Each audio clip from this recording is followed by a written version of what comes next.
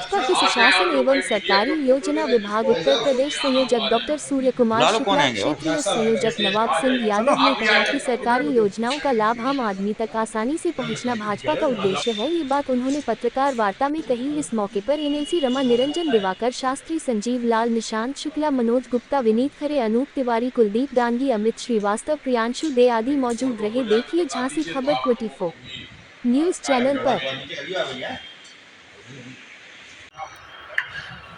इस पर ये कहूँगा कि ऐसी बेहतर सुरक्षा व्यवस्था मेरे पूरे कार्यकाल में कभी नहीं हुई थी। जब बदमाश डरने लगे और कहने लगे कि हमको जेल में रहने दो, हम बाहर नहीं आएंगे, तो मांग करते थे हमारे समाज के बुद्धिजीवी लोग कि कानून का डर क्यों नहीं है, लोगों में कानून का डर होना चाहिए। तो यही है कानून का डर कि जब अपराधी कहने लगे कि हमको जेल में रहने दो। और जहां तक विपक्ष की बात है, वो भी आपकी बात इनकाउंटर पर सवाल उठ रहे हैं। बताऊं आपको, तो विपक्षी पार्टियों का काम है कमी निकालना। वो भी हमारे लोकतंत्र का बहुत बड़ा खूबसूरत पहलू है कि कोई बताने वाला रहे, निंदक नियरे किए। आप लोग जानते हैं, तो निंदक नियरे रखे जा रहे हैं। और इनकाउंटर के बारे में बताऊं, समाज सरकार की पहली जिम्मेदारी होती है लोगों की जान माल की हिफाजत, पहली जिम्मेदारी। मैं डीजी अभियोजन था तो ये मोटो हम लोग लेके चलते थे, it is first duty of state to safeguard the safety of life and liberty, life and property of people। ये पहला सिद्धांत होता था। और आप खुश होंगे, एक समाज क्या चाहता है कि आप अपराधियों पर जितना सख्ती करना हो करो, लेकिन हमारी जान माल की हिफाजत रहे, हमको कोई हमारी बहु बेटियों की हिफाजत रहे। तो उस लक्ष्य में आप स्वयं सहमत होंगे। अब पहले की तरह डकैतियां नहीं पड़ती, अब पहले की तरह बुलडोजर चलता है। क्यों कि जिन लोगों ने, सबके ऊपर नहीं, जो दंगा करते हैं, जो लोगों कई लोगों को मार चुके हैं और साथ में नाजायज घर बनाए हुए हैं, सरकारी जमीन पर कब्जा करके नाजायज घर बनाए हुए हैं, तो उनके ऊपर नगर विकास अधिनियम की धारा 30 के अंतर्गत कि तुमने नाजायज कब्जा किया, नाजायज घर भी बनाया, गुंडई भी कर रहे हो, इनका घर गिरना चाहिए। नोटिस दे के, जवाब दे के 8 दिन का घर गिरता है, बुलडोजर चलता है और जनता ताली बजाती है कि अरे इस गुंडे पर अभी तक किसी ने कार्रवाई नहीं की। आजम खां पर लगातार कार्रवाई हो रही है, बराबर फिर जेल भेज दी गई आजम खां।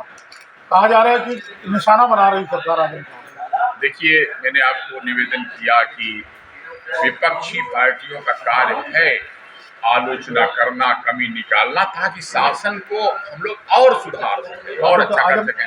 अब जहां तक आजम खां ही नहीं, मैं तो कहूंगा कि बहुत सारे लोग कहते हैं कि फला विरोधी पार्टी का व्यक्ति जो है वो जेल चला गया, फला पे ईडी पड़ गई, फला पे सीबीआई आ गई। मैं उस बारे में आपको क्लियर करना चाहता हूं कि भाई, जिन्होंने इतने दिन तक देश को लूटा था बहानों से, तरह के, तो कार्रवाई सबसे ज्यादा होगी तो किस पे होगी? उन्हीं पे तो होगी जिन्होंने लूटा है। अब उस पर अगर जिन्होंने ज्यादा लूटा है उन पे कार्रवाई होती तो कहते राजनीतिक रूप से, यानी कि लोग क्या चाहते कि हम राजनीति में हैं इसलिए हम पर ना हो कार्रवाई। और वो कहावत भाई साहब आपने सुनी ही होगी कि politics is last refuge for scoundrels, यानी बदमाशों के लिए आखिरी शरणगाह राजनीति होती है।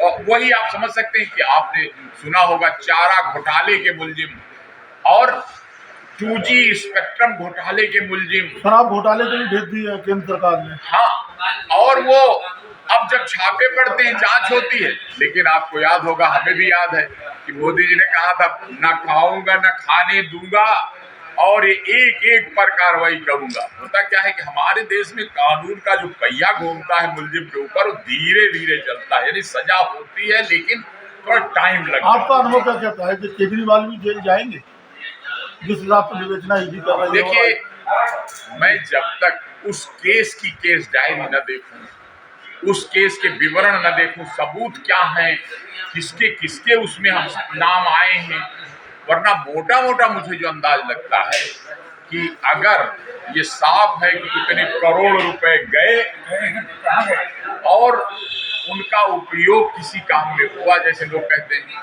तो भाई जितने लोगों की उसमें सहभागिता रही है, तो वो कोई भी बुद्धिजीवी कहेगा भाई जितने लोगों ने घूस लिया हो। सिसोदिया प्रचंडा सिंह अब केजरीवाल की है।